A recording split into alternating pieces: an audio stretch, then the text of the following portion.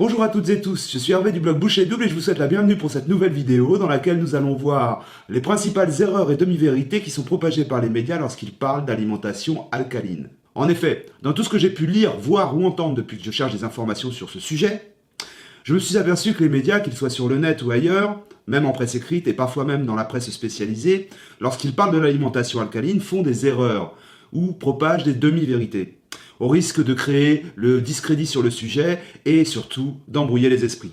Alors on en parle, à tout de suite après ça.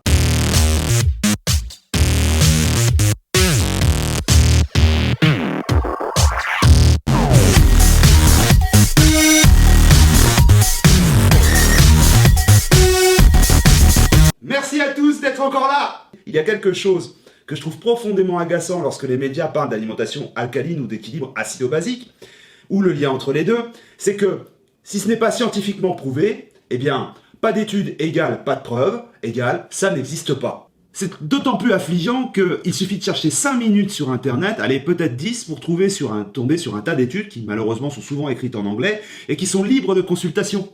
Ce qui est tout aussi agaçant, c'est que ça relaie les professionnels de santé holistique avec des approches naturopathiques qui sont formés dans des écoles spécialisées au rang de charlatans, et alors ceux qui les forment au rang d'arnaqueurs, par exemple.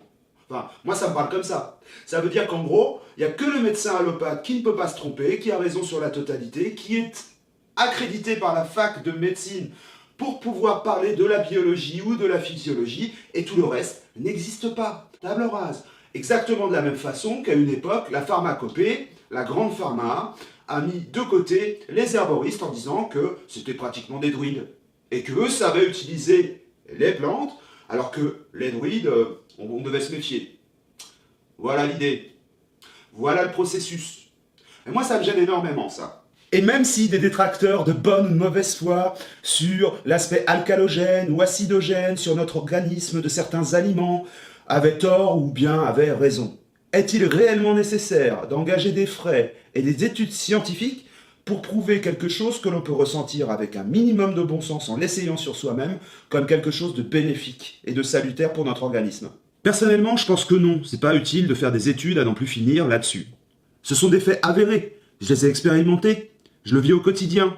Ma santé et mon bien-être se sont améliorés, là où les médecins butaient sur des problèmes récurrents. L'alimentation alcaline a sauvé mon dos. Elle m'a sauvé d'allergies saisonnières au pollen. Elle m'a amené une vitalité que j'ai retrouvée et qui est peut-être même plus forte que celle que j'avais dans ma jeunesse. Parce que dans ma jeunesse, j'étais peut-être plus jeune, mais je me nourrissais moins bien, donc j'avais moins d'énergie. Et je peux attester sur l'honneur de tous ces bienfaits que j'ai pu ressentir en me nourrissant de cette façon.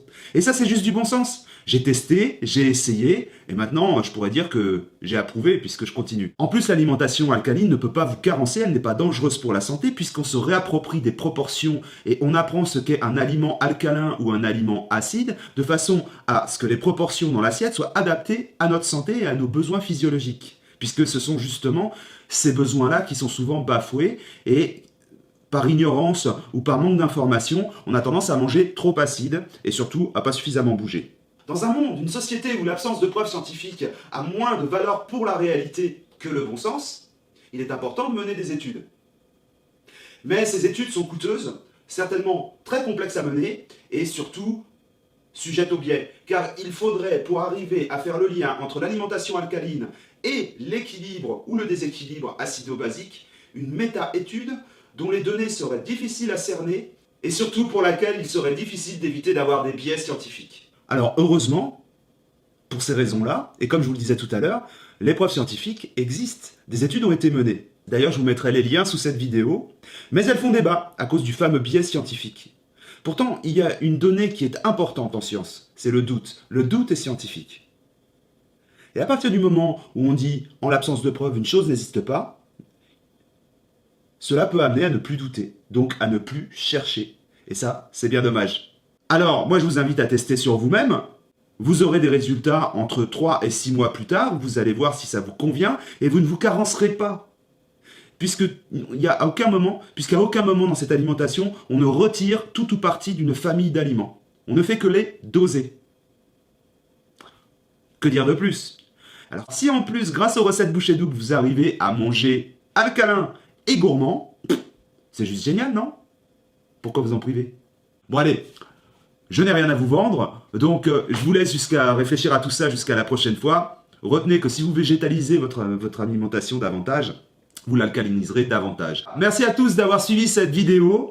Je vous invite à la liker, à la partager si elle vous a plu, à faire l'inverse si elle vous a déplu. Et n'hésitez pas à regarder la vidéo précédant celle-ci, d'une série de 4 qui traite justement des erreurs et demi-vérités qui sont propagées par les médias lorsqu'ils parlent d'alimentation alcaline ou d'équilibre acido-basique. Vous pouvez vous inscrire sur le blog en cliquant sur le lien qui s'affiche ici, ou bien pour rester informé de chaque nouvelle vidéo publiée sur la chaîne, vous pouvez cliquer ici. Voilà, je vous souhaite plein de bonnes choses jusqu'à la prochaine vidéo et je vous dis à bientôt.